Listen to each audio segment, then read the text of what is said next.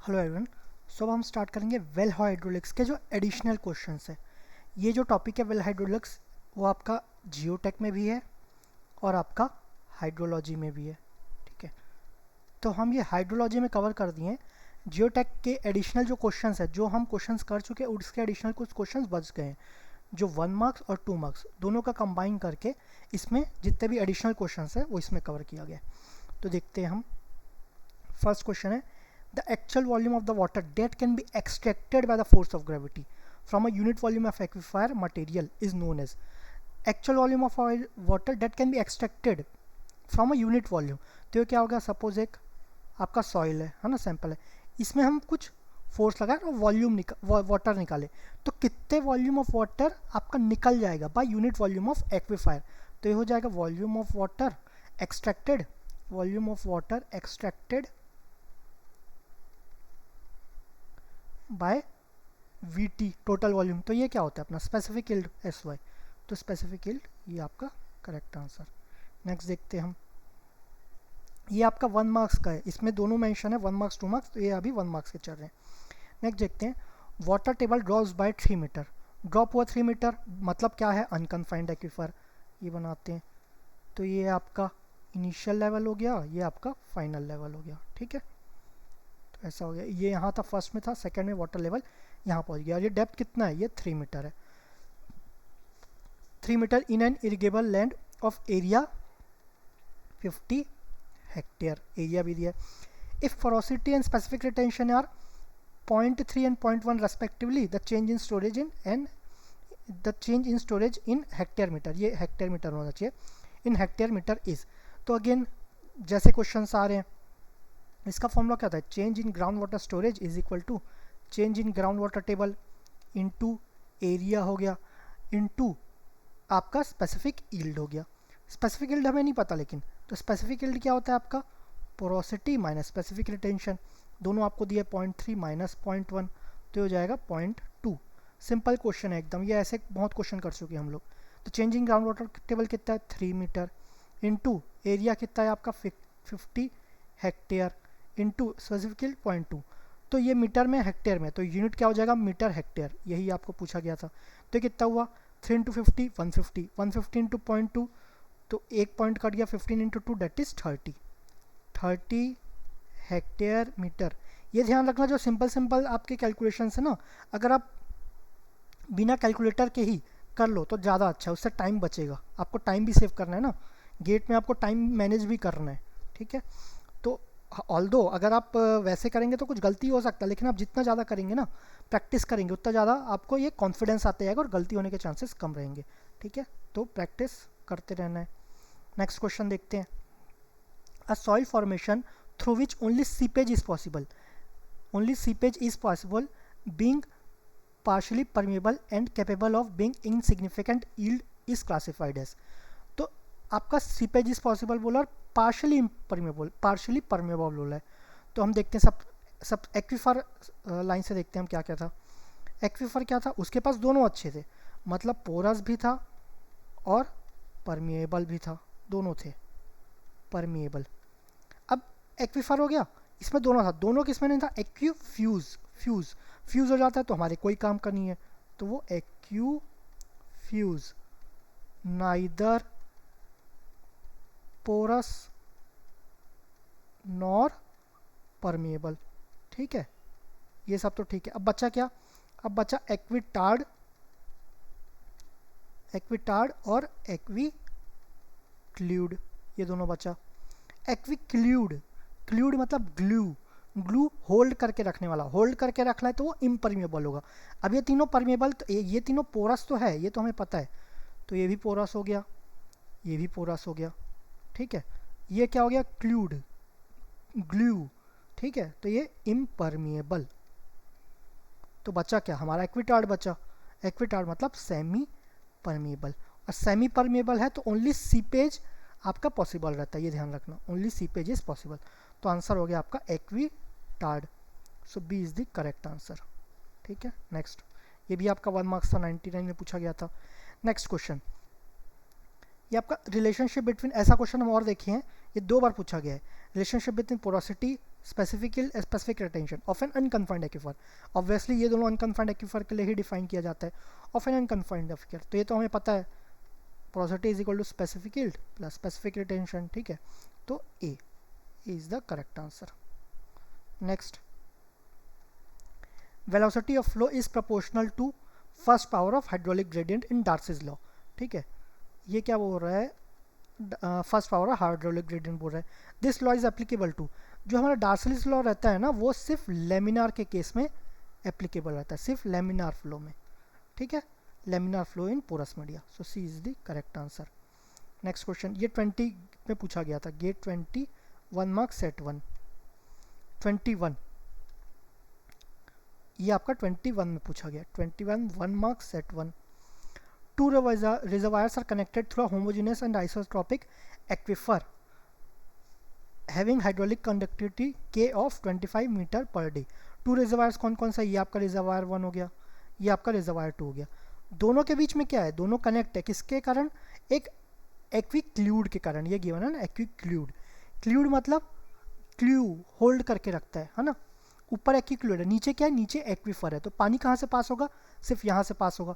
ये तो आपका एक्विक्ल्यूड क्या होता है, ग्लू होल्ड करके रख रहा है, मतलब ये इम्परमिएबल हो गया, आपका इजीली फ्लो करना नहीं देता ये, ठीक है, तो पानी कहाँ से फ्लो होगा, सिर्फ यहाँ से फ्लो होगा। उसका प्रॉपर्टी क्या है, के ऑफ 25 मीटर पर डे, तो आपका जो कोफिशिएंट हाइड्रोलिक कंडक्टिविटी या कोफिशिएंट ऑफ परमेबिलिटी, इसको परमेबिलिटी मत बोलना, ध्यान रखना, ये कोफिशिएंट ऑफ परमेबिलिटी या हाइड्रोलिक कंडक्टिविटी इस 25 मीटर पर डे। हो सकता है मेरे से भी कभी गलती हो गया हो इसको परमेबिलिटी बोलने में, लेकिन ध्यान रखना हाइड्रोलिक कंडक्टिविटी बोलेंगे या तो कोफिशिएंट ऑफ परमेबिलिटी बोलेंगे, ठीक है। तो हाइड्रोलिक कंडक्टिविटी दिया है 25 metre per day and effective porosity is 0.3, तो डायमेंशन लेस होता है, as shown in the figure not to scale. Ground water is flowing in the aquifer at a steady rate, यहाँ पर फ्लो कर रहा है एट अ स्टेडी रेट।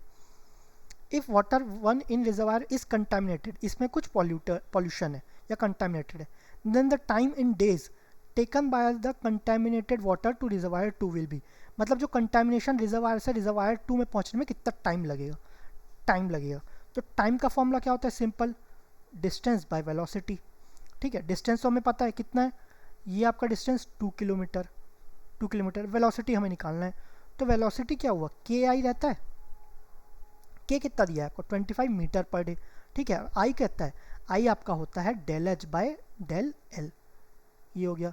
अब यहाँ पर डेल एच कितना है, दोनों में हेड लॉस कितना है, ये तो एक ही डेटम से देखेंगे मेजर, ये ध्यान रखना, ये आपका इस डेटम से h1 कितना है 30 मीटर, इस डेटम से h2 कितना 10 मीटर, तो आपका हो गया 30 माइनस 10, और दोनों के बीच में लेंथ कितना है, लेंथ है 2 किलोमीटर।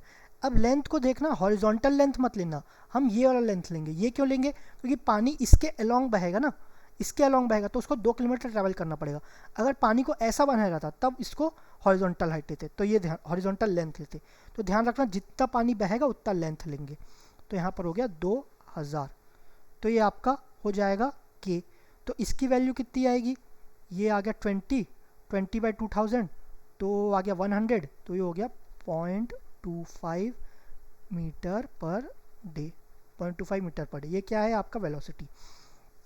अब डी मिल गया, वी मिल गया, तो टी निकल जाएगा, लेकिन इसमें एक प्रॉब्लम है, क्या प्रॉब्लम है, ये छोटे छोटे चीज़ आप ध्यान रखना, ये एग्जाम में गलती हो सकती है, बार बार रिपीट कर रहा हूँ मैं, ठीक है, ये एंगल का कोई ये नहीं है यूज़, ये कंफ्यूज करने के लिए ये है कि आप लेंथ को हॉरिजॉन्टल लेंथ ले लो, ठीक है, ये ध्यान रखना।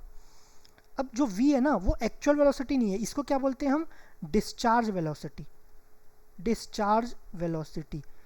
एक्चुअल वेलोसिटी क्या है, इसमें क्या सॉइल है, तो हम जो वेलोसिटी निकालते कैसे निकालते, क्यू बाई ए करके, ठीक है, सपोज अभी इसमें तो के आई निकालिए, लेकिन एक्चुअल प्रोसीजर क्या है, Q by A, Q A where area is cross sectional area where water is flowing, लेकिन जो वाटर फ्लो हो रहा है वो तो ये जो एरिया ले रहे हैं उसमें तो सॉइल का भी एरिया, वाटर का भी एरिया है, तो हमें एक्चुअली क्या करना चाहिए, क्यू बाय ऐसा एरिया लेना चाहिए जिससे वाटर फ्लो हो रहा है, वो हमें नहीं पता, ठीक है, तो हमने जो निकाला इसमें एरिया हमने टोटल एरिया कंसिडर कर लिया।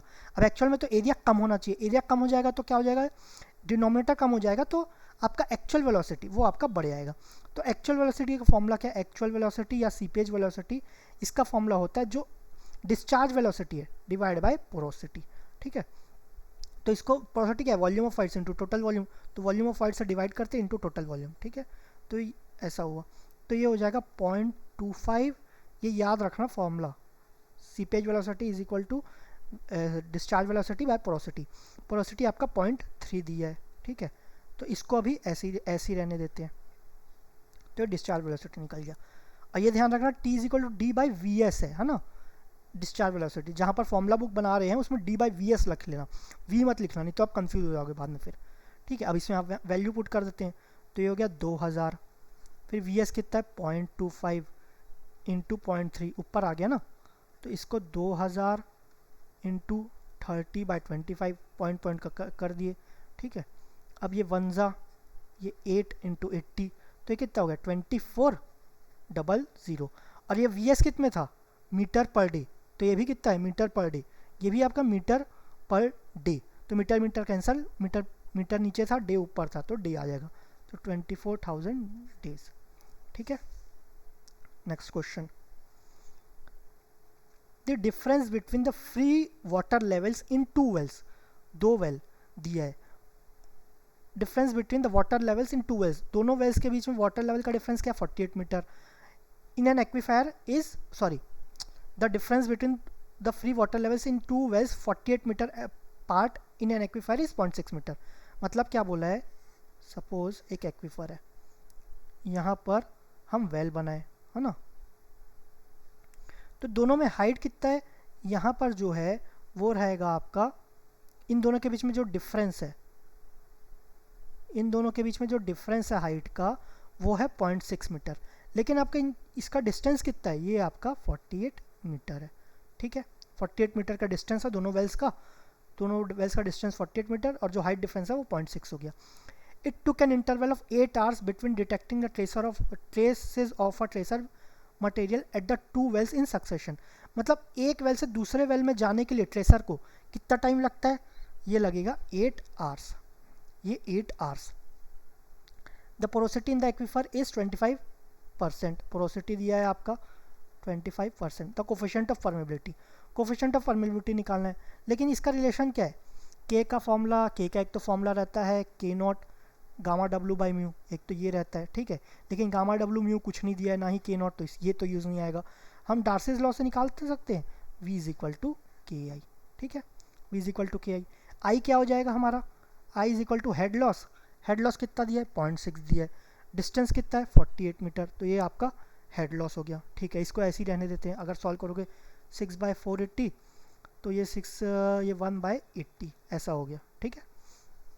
ये हुआ, ये i इज इक्वल टू आई आ गया। अब हमें के तो निकालना है, फिर v निकालना पड़ेगा। v कैसे निकालेंगे, आपको ये टाइम दिया है और आपको डिस्टेंस तो दिया ही है 48 मीटर। अगेन इसमें ये मत देखना कि नीचे जाएगा ऐसा कुछ, पानी एक्चुअली तो ऐसे बहेगा ना, हम सिर्फ ऊपर वेल्स ऐसा किए हैं उसका हाइट क्या है ऐसा देखने के लिए, ठीक है। तो पानी ऐसा बहेगा 48 मीटर, तो आपको डिस्टेंस भी दिया, टाइम दिया है, लेकिन इससे कौन सा वेलोसिटी निकलता है, इससे सीपेज वेलोसिटी निकलता है, ध्यान रखना। जो एक्चुअल टाइम है और डिस्टेंस है उससे हमारा एक्चुअल वेलोसिटी निकलता है, सीपेज वेलोसिटी निकला है, तो डिस्टेंस बाय आपका टाइम, तो ये कितना हो जाएगा, ये 6 मीटर पर आवर, ये वीएस हो गया। वी के लिए सॉरी डिस्चार्ज वेलोसिटी के लिए V S is equal to होता है वी बाई एन, तो v इज इक्वल टू क्या हो जाएगा, वी एस इंटू एन, तो 6 इंटू 0.25, तो ये हो जाएगा आपका 1.5 मीटर पर आवर। 6 आपका मीटर पर आवर था, तो ये भी 1.5 मीटर पर आ गया। अब आपको i भी मिल गया और आपको v भी मिल गया, ठीक है। अब k निकालना है, तो k इज इक्वल टू हो जाएगा v बाई आई, v कितना है 1.5 मीटर पर आवर, और i है आपका 1/80, ठीक है। तो 80 ऊपर में चले जाएगा, तो आएगा 15 into 8, that is 120 metre per hour, ठीक है। लेकिन हमें किस में चाहिए, सेंटीमीटर पर सेकंड में चाहिए, तो इसको कन्वर्ट करेंगे 180 इंटू 100, ये आपका सेंटीमीटर हो गया। आर नीचे में है तो उसको कैसे करेंगे, ये आपका 3600 सेकंड में करने के लिए, तो 1 2, तो 120/36, पहले तो 6 से करेंगे, तो ये आपका 20 हुआ, ये 6 हुआ, तो 20 इंटू 6, अब इसको डिवाइड कर देंगे, तो 6 3 18, फिर 20 आया, फिर 3, फिर 20 आया, फिर 3, तो 3.3 सेंटीमीटर पर सेकेंड, ठीक है। ठीक है, इसको जितना कैलकुलेटर कम यूज़ करोगे उतना टाइम ज़्यादा जाएगा। अगर खुद से करोगे एक्यूरेसी बढ़ाना रहेगा, वो किससे होगा, वो आपका प्रैक्टिस से होगा। ठीक है, प्रैक्टिस से आपको गलतियाँ भी पता चलती जाएंगी। तो अगर आप गेट का पेपर देने का सोच रहे हो और बिना प्रैक्टिस के गए तो आपका वहाँ पर लिख के लो 10 से 15 गलतियाँ होके ही रहेंगी। या तो आपके क्वेश्चंस छूटेंगे, क्योंकि आप कैलकुलेटर में ज़्यादा टाइम लगाओगे उतना ज़्यादा आपका टाइम वहाँ इन्वेस्ट होगा, तो आपके क्वेश्चंस छूट जाएंगे। तो दो में से एक चीज़ तो होगा। ठीक है, a confined aquifer of 15 metre constant thickness, मतलब b is equal to 15 metre, ये गिवन है। Is sandwich between two aquicludes, glue hold करके रख रहा है, इम्परमेबल मतलब पानी बहने नहीं दे रहा है। तो एक्विफर है तो ये पानी बहने नहीं देगा, तो कन्फाइंड एक्विफर होगा ना, क्योंकि ऊपर नहीं जा सकता नीचे भी नहीं जा सकता, तो ये आपका कन्फाइंड हो गया। आपका उसका थिकनेस दिया है 15 metre as shown in figure, not to scale. ठीक है, not drawn to scale. The heads indicated by two piezometers P and Q, ये पीजोमीटर पी हो गया, ये पीजोमीटर क्यू हो गया। उसका हाइट कितना है, ये आपका H1 55.2, पीजोमीटर 2 का हाइट कितना है 34.1। दोनों का डेटम सेम है, ध्यान रखना रेस्पेक्टिव, दोनों का H1 H2 respectively. The aquifer has hydraulic conductivity of 80 metre per day, ये है 80 मीटर पर डे। ठीक है, 80 metre and its effective porosity is 0.25, porosity भी दिया है। If the distance between the piezometer से 2500 किलोमीटर। अब देखो ये इंक्लाइन लेंथ दिया है ना, तो पानी कैसे बहेगा, पानी भी ऐसे ही बह रहा है ना, जब आपका कन्फाइंड एक्वीफर भी टेढ़ा है तो पानी ऐसे ही बहेगा, तो लेंथ हम एक्चुअली यही कंसिडर करेंगे, उसको हॉरिजॉन्टल लगा के एक्स्ट्रा दिमाग मत लगाना आप। ठीक है, the time taken by the water to travel through the aquifer from piezometer location P and Q. अब तो पूछा गया कि टाइम ट्रेवल पी से क्यू में जाने के लिए, यहाँ पर हेड ज़्यादा यहाँ पर हेड कम है, तो ऑब्वियसली फ्लो कहाँ से कहाँ प्लेस करता है, high head to low head. तो आपका पी से क्यू जाने के लिए आपको कितना टाइम लगेगा इन डेज हमें निकालना है। अगेन टाइम पूछा गया है, तो time is equal to D by V S, ये ध्यान रखना, V S seepage velocity. Distance हमें दिया है 2500, हमें वी एस निकालना है। वी एस क्या होता है आपका वी बाय एन, पोरोसिटी तो दिया है तो हमें वी निकालना है। वी इज इक्वल टू क्या होता है के इंटू आई। ठीक है, के आई रहता है। अब के कितना है हमारा, ये है आपका 80 metre per day, 80 metre per day. और आई क्या है 55.2 माइनस 34.1, ये आपका हेड लॉस हो गया। बाय लेंथ, लेंथ कितना है आपका 2500। ठीक है, ये आपका डायमेंशन लेस हो गया, इसको ये वी हो गया। लेकिन ये 80 मीटर पर डे है हमें, ठीक है 80 डेज में ही निकालना है। ठीक है, तो ये हो जाएगा आपका, इसको रहने देते हैं, ये आप कैलकुलेटर से सॉल्व करना, ये मैंने निकाला नहीं है तो यह फाइंड आउट कर लेना। यहाँ से v आ जाएगा। अब सीपेज वेलोसिटी क्या हो जाएगा, v बाई एन हो जाएगा, तो ये वैल्यू v बाय आपका पोरोसिटी हो जाएगा 0.25, ये हो गया। ठीक है, तो ये आपका सीपेज वेलोसिटी हो जाएगा। ठीक है, सीपेज वेलोसिटी हो गया।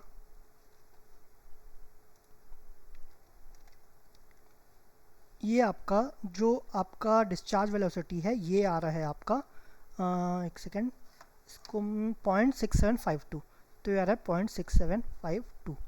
ठीक है, 0.6752, तो ये हो जाएगा 0.6752 डिवाइडेड बाय 0.25। ठीक है, इसको तो कैलकुलेटर से ही करना पड़ेगा, एक सेकेंड। इसका वैल्यू आ रहा है 2.7, तो अप्रॉक्सीमेटली 2.7। ये किस में, ये सब मीटर पर डे में चल रहे हैं ना, क्योंकि आपका के आपका मीटर पर डे में था, तो 2.7 मीटर पर डे आ गया। अब आपका वी एस भी आ गया, वी एस आ गया। अब इसको यहाँ पुट करेंगे तो टी इज इक्वल टू क्या हो जाएगा, डी बाई वी एस। 2.7 याद रखना, V S is equal to 2.7। तो आपका जो टाइम है D by V S, D कितना है आपका 25,000 बाय 2.7।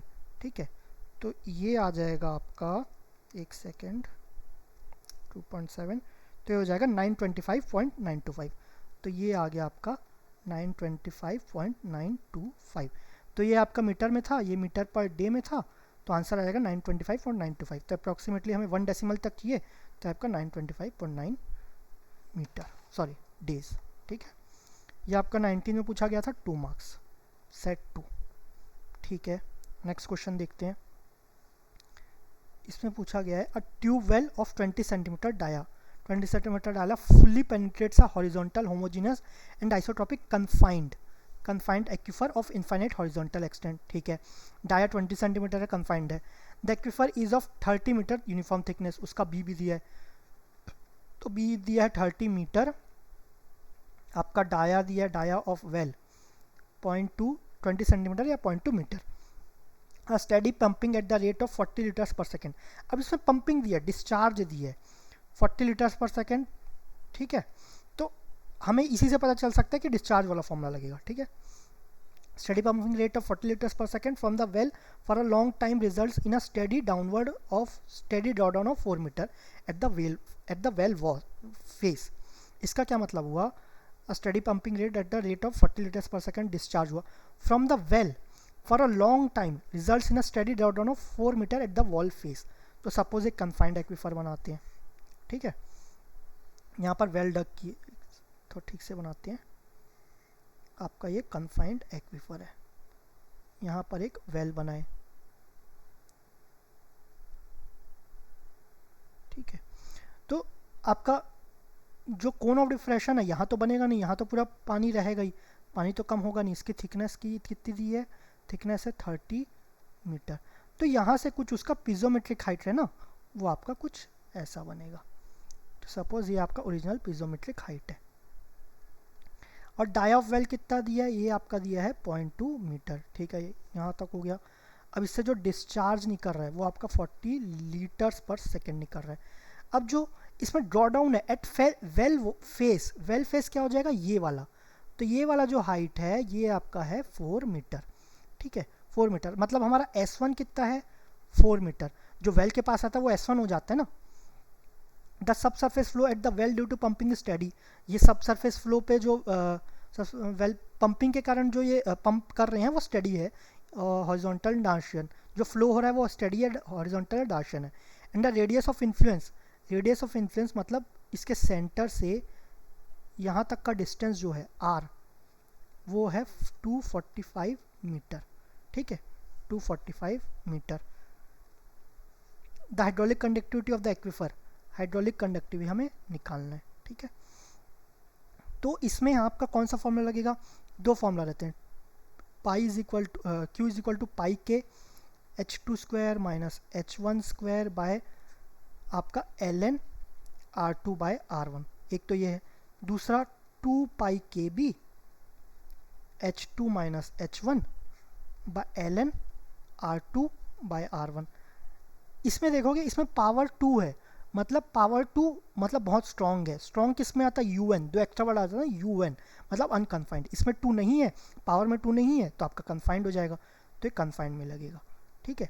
लेकिन कन्फाइंड में आपका H2 S1 ये तो दिया नहीं है, ठीक है, या टोटल H भी नहीं दिया है, ये भी नहीं दिया है। तो हम क्या करेंगे? S से करेंगे, मतलब Q is equal to 2 pi के B S1 minus S2 ln R2 by R1, इससे करेंगे। फिर हम उठा के करते हैं, Q is equal to 2 pi के B S1 minus S2 ln R2 by R1, ठीक है। ये आपका ऐसा कुछ था, ये आपका ऐसा कुछ कोन ऑफ डिप्रेशन है। अब ये तो दिया 4 मीटर है, मतलब S1 4 मीटर है। S1 के रेस्पेक्ट में R1 कितना है? R1 सेंटर ऑफ वेल से इतना डिस्टेंस होगा, तो वो किसके इक्वल होगा? डायमीटर बाई 2 के। डायमीटर आपका 0.2 है बाई 2, तो ये हो जाएगा 0.1 मीटर। तो ये तो S1 R1 मिल गया। S2 R2 क्या करेंगे? हम इस पॉइंट पे ले सकते हैं, रेडियस ऑफ इन्फ्लुएंस पे। तो हमारा R2 कितना हो जाएगा? Radius of influence that is 245 metre. अब वहाँ पर ड्रॉ डाउन कितना हो जाएगा? ड्रॉ डाउन तो वहाँ पर कुछ है ही नहीं, वो तो मीट कर रहे हैं ना उस पर जो स्टैटिक पिज़ोमेट्रिक लेवल पे, तो वो 0 मीटर हो गया, ठीक है। अब इसको यहाँ पर वैल्यू पुट कर देंगे, SI में रखेंगे, ठीक है। हमें मीटर पर डे में चाहिए, मीटर पर डे में। तो डिस्चार्ज है 40 लीटर्स पर सेकेंड, तो 40 इंटू 10⁻³ ये तो मीटर क्यूब हो गया। पर सेकेंड बोला, ठीक है। सेकेंड को अभी रहने देते हैं, उसको बाद में डे में कन्वर्ट कर लेंगे। इज इक्वल टू 2 पाई के तो हम निकालना है। बी कितना है हमारा? बी आपको गिवन है 30 metre, 30 metre. S1 minus S2 तो 4 माइनस 0 ln R2/R1, R2 कितना है आपका 245, R1 कितना है आपका 0.1, ठीक है। इसमें आपको पाई भी पता है, ये सबको सॉल्व कर लेंगे तो k की वैल्यू आ जाएगी। इसमें आप k निकालेंगे तो आएगा आपका 4.14 इंटू 10⁻⁴ मीटर पर सेकेंड, ठीक है। ये मीटर पर सेकेंड है, लेकिन हमें मीटर पर डे में चाहिए, मीटर पर डे। तो इसमें क्या करेंगे, 4.14 इंटू 10⁻⁴, सेकेंड नीचे है तो सेकेंड इंटू कर देंगे, पहले तो सेकेंड का आर में बनाएंगे तो 60, ये मिनट हो गया, फिर 60 करेंगे तो आर हो जाएगा, लेकिन हमें डे चाहिए तो 24, एक दिन में कितने घंटे, 24 घंटे, ठीक है। तो इसको सॉल्व करेंगे तो हमें मिल जाएगा हाइड्रोलिक कंडक्टिविटी या कोफिशिएंट ऑफ परमेबिलिटी, ठीक है, कोफिशिएंट ऑफ परमेबिलिटी। तो ये मिल जाएगा आपका 35.77 मीटर पर डे, ठीक है, ये हुआ। लेकिन क्या बोला गया, round off to integer, decimal में भी नहीं बोला, राउंड ऑफ टू 1 डेसिमल या 2 डेसिमल, इंटीजर बोला है। इंटीजर मतलब आपका ये हो जाएगा 36.5 से ज़्यादा है ना, तो ये आपका राउंड ऑफ करके 36 मीटर पर डे। सो आपका ये आंसर हो गया, ठीक है। सो इसमें आपके इतने क्वेश्चंस थे। Thank you very much.